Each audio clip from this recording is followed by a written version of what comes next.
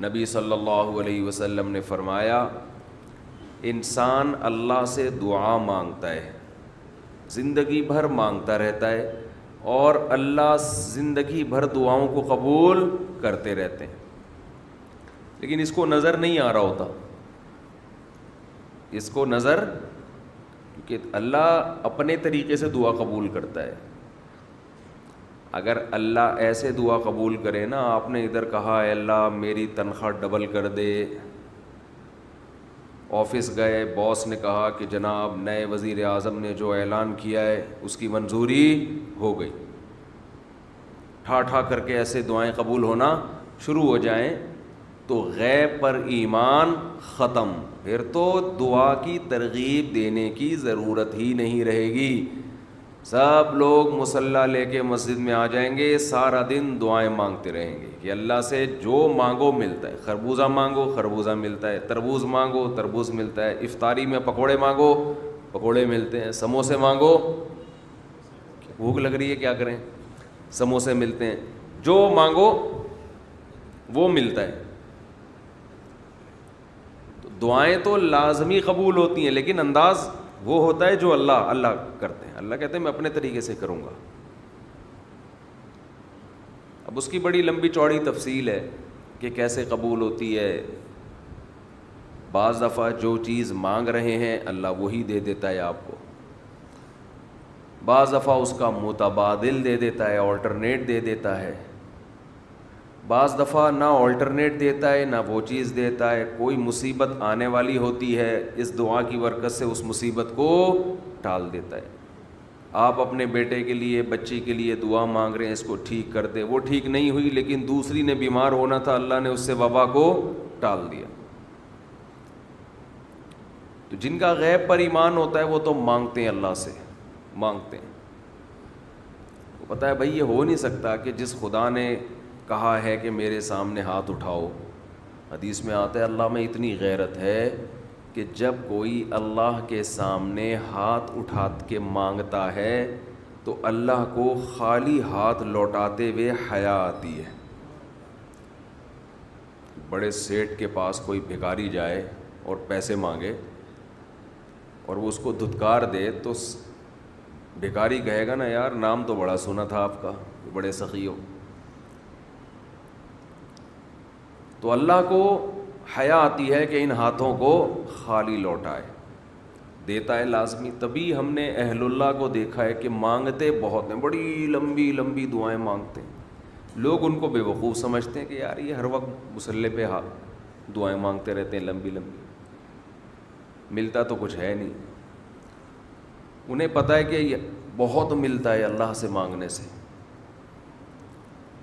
لیکن اللہ کا انداز ایسا ہوتا ہے کہ صرف وہ مانگیں جن کو غیب پر یقین ہے۔ یعقوب علیہ السلام ساری زندگی مانگتے رہے اللہ تعالیٰ سے، اس مانگنے کا بدلہ کیا ملا ہے؟ دوسرا بیٹا بھی اللہ نے چھین لیا۔ عجیب بات ہے یا نہیں ہے؟ پہلا بیٹا گم ہوا تو اللہ سے اس کے ملنے کی دعائیں مانگتے رہے، دعا کیا قبول ہو رہی ہے؟ قحط پڑ گیا، کھانے پینے سے بھی گئے، اس سے بڑی مشکل، راشن لینے کے لیے بھیجا مصر اپنے بیٹوں کو، تو دوسرا بیٹا بھی بولو گیا، وہ بھی بادشاہ نے رکھ لیا۔ روتے روتے آنکھوں کی بینائی چلی گئی، آپ کی اولادیں آپ سے کیا کہنے لگیں؟ تاللہ تفتأ تذکر یوسف، اللہ کی قسم آپ یوسف کو ابھی تک یاد رکھا ہوا ہے، حتی تکون حرضا او تکون من الہالکین، آپ کی جان نہ چلی جائے۔ تو زبان سے یہ نہیں کہا کہ میں اللہ سے مانگ مانگ کے تھک گیا ہوں لیکن اللہ دینے کے لیے تیار نہیں ہے، میرا تو دوسرا بیٹا بھی گیا۔ جب دوسرا بیٹا بھی گیا ہے نا، اس وقت یہ الفاظ کہیں کہ آنکھوں کی بینائی چلی گئی تو گھر والے کہنے لگے کیا آپ کو ابھی تک یاد ہے؟ کچھ چیزیں غیر اختیاری ہوتی ہیں، اپنے اختیار سے غم کو سوچنا یہ شریعت میں جائز نہیں ہے، لیکن کچھ چیزیں انسان کے اختیار میں نہیں ہوتی۔ وہ غم جو آپ کے اختیار میں نہیں ہے اس پہ آپ کو گناہ نہیں ملتا، بلکہ صبر پہ ثواب ملتا ہے۔ شریعت میں حکم یہ ہے کہ غم کو بھول جاؤ، اس کو ایک ہی چیز کو لے کے مت بیٹھے رہو۔ لیکن حضرت یعقوب علیہ السلام کو اپنے بیٹے سے اتنی محبت، ظاہر ہے اس بیٹے میں بہت ساری خصوصیات تھیں، وہ جانتے تھے کہ اللہ ان کو پیغمبر بنائے گا، کہ اتنے عرصے کے بعد بھی آپ کے دل سے غم نہیں نکلا، لیکن اس غم کو لے کر زندگی گزار دی، کسی کے سامنے اللہ کی شکایت نہیں کی کہ میرے ساتھ کیا ہو رہا ہے۔ اور دعا قبول کیسے ہو رہی ہے کہ دوسرا بیٹا بھی گیا، بیٹوں نے آ کے بتایا کہ آپ کے بیٹے نے چوری کی تھی جس کی وجہ سے بادشاہ نے اس کو رکھ لیا۔ قال بل سولت لکم انفسکم امرا، باپ نے کہا تم نے جیسے پہلے ایک کہانی گڑھی تھی دوبارہ سے ایک کہانی گڑھ لی ہے۔ حالانکہ اس دفعہ بیٹے سچ بول رہے تھے، چوری تو نہیں کی تھی لیکن الزام لگا تھا چوری کا۔ تو یعقوب علیہ السلام نے دوسرے بیٹے کے جانے پہ ایک لفظ ناشکری کا زبان سے نہیں نکالا، بلکہ کیا کہا؟ انما اشکو بثی وحزنی الی اللہ وَأَعْلَمُ مِنَ اللَّهِ مَا لَا تَعْلَمُونَ، میں اپنا غم تمہارے سامنے بیان نہیں کرتا، صرف اللہ کے سامنے بیان کرتا ہوں، اور اللہ کے بارے میں وہ کچھ جانتا ہوں جو تم نہیں جانتے۔ کیا مطلب؟ وہ مجھے تسلی دے رہا ہے، اس میں خیر ہوگی، ہمارا کام ہے مانگنا، ہم بھکاری ہیں۔ یہ تو ملحد اور خدا کے منکر لوگ ہیں جو مسلمانوں کا مذاق اڑاتے ہیں کہ یہ دعائیں مانگتے ہیں اور ان کو ملتا کچھ نہیں ہے۔ او بھائی ہمیں اس سے غرض ہی نہیں ہے کہ رب کیسے دے رہا ہے، ہمیں اس نے پابند بنا دیا مانگو، تو ہمیں اہل اللہ کو تو مزہ اس سے آتا ہے کہ اس نے ہمیں بول دیا مانگو، وہ اتنا بھی دے، مانگنا ہی ہمارے لیے سب کچھ ہے۔ تو میں جو بات عرض کر رہا تھا وہ یہ تھی کہ یعقوب علیہ السلام مانگتے رہے، پھر دوسرا بیٹا بھی چھن گیا، کوئی لفظ مایوسی کا زبان سے نہیں نکالا۔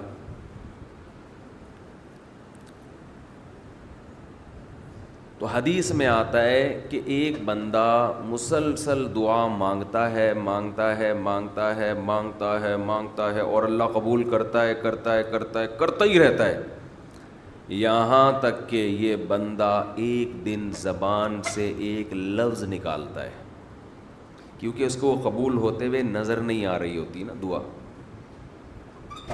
یہ زبان سے کیا لفظ نکالتا ہے کہ میں دعا مانگتا ہوں مگر اللہ قبول بولو نہیں کرتا۔ جیسے معاذ اللہ نقل کفر کہ یعقوب علیہ السلام اگر کہہ دیتے کہ اللہ کئی سال سے دعا مانگ رہا تھا بیٹا مل جائے مگر تو نے تو دوسرا بھی چھین لیا، لہذا ثابت یہ ہوا کہ میں مانگتا تو ہوں لیکن اوپر والا قبول بولو نہیں کرتا۔ اگر یہ لفظ زبان سے نکالتے جیسے کہ آج کل لوگ نکالتے ہیں زبان سے، تو حدیث میں آتا ہے یہ جو جملہ زبان سے نکالا ہے اس کے بعد سے اللہ قبول کرنا چھوڑ دیتے ہیں، اس سے پہلے ہو رہی تھی، آپ نے یہ لفظ کہہ دیا اس کو ہلکا سمجھ کے، اللہ کے ترازو میں یہ کلمہ، یہ چھوٹا سا جملہ بہت بھاری ہے اللہ کی غضب کو دعوت دینے کے لیے. اللہ کہتے ہیں مجھے تانا دے دیا کہ میں قبول نہیں کرتا. گھروں میں جھگڑا ہوتا ہے نا, عورت کہتی ہے مرد کھلا کھلا کے تھک جائے, بیوی کہتی ہے ہاتھ تنگ کیا ہوا ہے کھلاتے نہیں ہو. بعض دفعہ آدمی کو غصہ آتا ہے کہ اب میں ہاتھ اپنا تنگ کر کے دکھاؤں گا, اب انڈے نہیں لے کر آؤں گا. میں کہتا ہوں چنگیز خان بھی, اگر کوئی چنگیز خان کی اولاد ہے نا, اس میں بھی اتنی طاقت نہیں ہے کہ بیوی کہے کہ 6 انڈے چاہیے اور وہ ان 6 کو 4 کر کے دکھا دے کہ نہیں آج 4 انڈے آئیں گے 6 نہیں آئیں گے. کوئی ہے ایسا مائی کا لال؟ کوئی ایسا مائی کا لال پیدا نہیں ہوا. تو استنبول کیسے فتح کرو گے؟ صحیح, استنبول کیسے فتح کرو؟ سلطان محمد فاتح نے استنبول فتح کیا تھا نا. ایک بڑے بزرگ نے بڑی اچھی بات کہی کہ فرعون نے ہزاروں بچوں کو قتل کیا, اور بنی اسرائیل کے نا, لیکن موسیٰ علیہ السلام جب صندوق سے نکلے فرعون نے ارادہ کیا اس کو بھی قتل کروں. فرعون کی بیوی نے کہا لا تقتلوہ, اسے قتل مت کرو. فرعون نے کہا اچھا. فرعون نے کیا کہا؟ ٹھیک, it is okay, no problem. سمجھتے ہو؟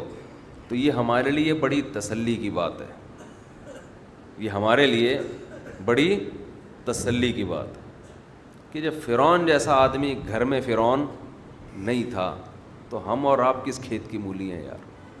چلتے رہو جیسے زندگی گزار رہے ہو, جتنے انڈے کہیں